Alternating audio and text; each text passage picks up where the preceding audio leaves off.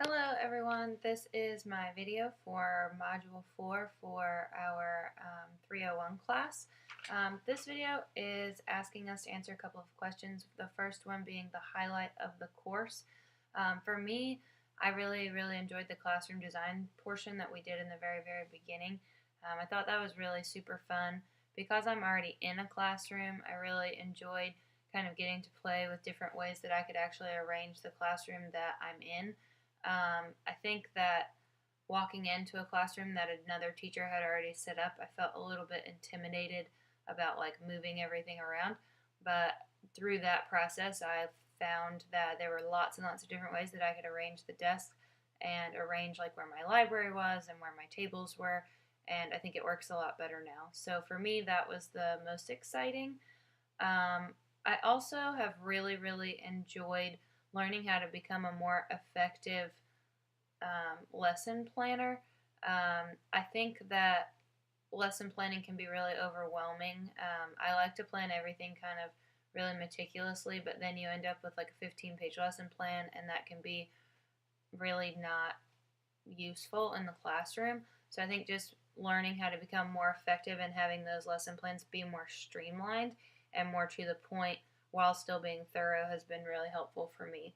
I also have really enjoyed learning how to be more positive.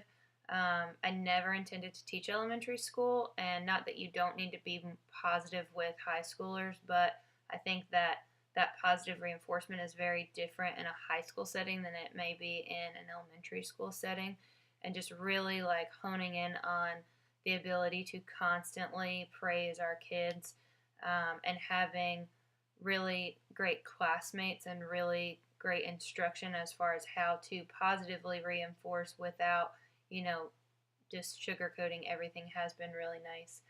Um, I've also learned how to be more intentional in my lesson planning, which I think is really important with my students. I think the old saying of if you don't have a plan, they will make a plan is really true. So same with that, becoming more effective with my lesson planning, becoming more intentional with those plans as well has been a really big learning curve for me this semester, and I have really enjoyed learning and getting better at it and watching how my students grow more, or they seem to learn more effectively when I have a better, more prepared plan. I think the thing that surprised me the most was learning about the different contexts of schooling. People always say that teachers and moms are, kind of jacks of all trades, but when you look at research that really talks about how there's a social aspect and an emotional aspect and an educational aspect and a group aspect and a getting them ready for life aspect, and like how many things really go into us teaching these children, you, I think, just get wrapped up so much in teaching the standards all the time, and sometimes we forget that we're preparing them for life. So having something that reminded me of that was really awesome, and I really am glad. I'm thankful that that was part of the course. As far as the second part, the two questions I will answer is why reflect on lesson planning and what forms of assessment I plan to use. As far as why it's important to reflect on lesson planning, I think that it's constantly a learning process, and every time I do a lesson, I can think of 10 ways directly following that lesson how it could have been better, how I could have been more prepared, how I could have asked different questions. And I think so much of that comes from student responses and seeing how the students' brains actually work. And when you can do that, you can then change your lesson for the next group, to help it be more influential and more effective for them. Obviously, we can't do that if we're not in the classroom, but I have, a whole 3-page list of things that I would change about my classroom right now, and we're only in, the third month of school. So I just think that reflecting on each and every lesson that we teach and trying to figure out how to make it more effective and better for the next group is just good teaching practice.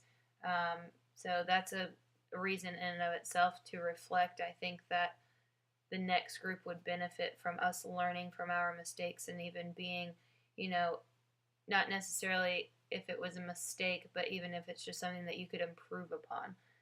As far as assessment, I really, really like using formative and summative assessments. I myself am not a very good test taker, but I get a lot out of studying for tests. So I think as far as summative assessments go, those students who are good test takers or do like a more structured um, test situation, those really benefit them. I think studying for standardized and summative tests I think that benefits all students.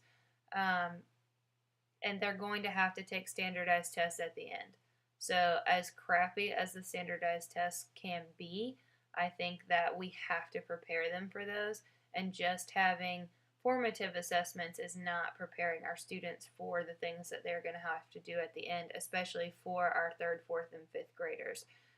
As far as formative assessments, I love a good class discussion. I think that it really, really shows what the students know, and it's a very low pressure environment for the students to be able to get involved and for us to really, really see if they grasped what we taught them.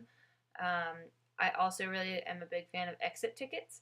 Exit tickets are just little short, like 1, 2, 3 question informal quizzes that we do at the end of a lesson just to kind of see what they learned.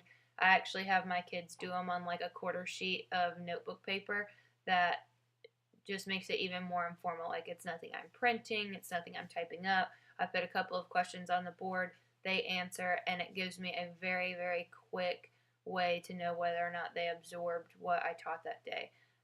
It's really good for math. I really like it in science also. It's great for vocabulary, just to kind of give a quick check. And then again, just constantly asking questions. I ask my kids all the time, do you understand? Do I need to go over it again? And they are responsive to that. If they have a question, they will raise their hand. I also do something in my math block where I release the class to go to stations unless they feel like they need extra help with me. And I always have about 6 or 7 kids that want to come and have extra help just with me for about 15 minutes. And since I started doing that, they don't feel like they have to ask a question in the middle of a class. That has been very helpful to them as far as learning, just how to get those skills that they need that we've gone over that day or that week. So I've really enjoyed the course. I've learned a lot. Definitely learned how to be an instructional designer and not just a lesson planner and not just a person with, the things in the binder. So working in those activities and making sure that it's a whole group engagement and not just the standards on paper. So I really appreciate it, and thanks for watching my video.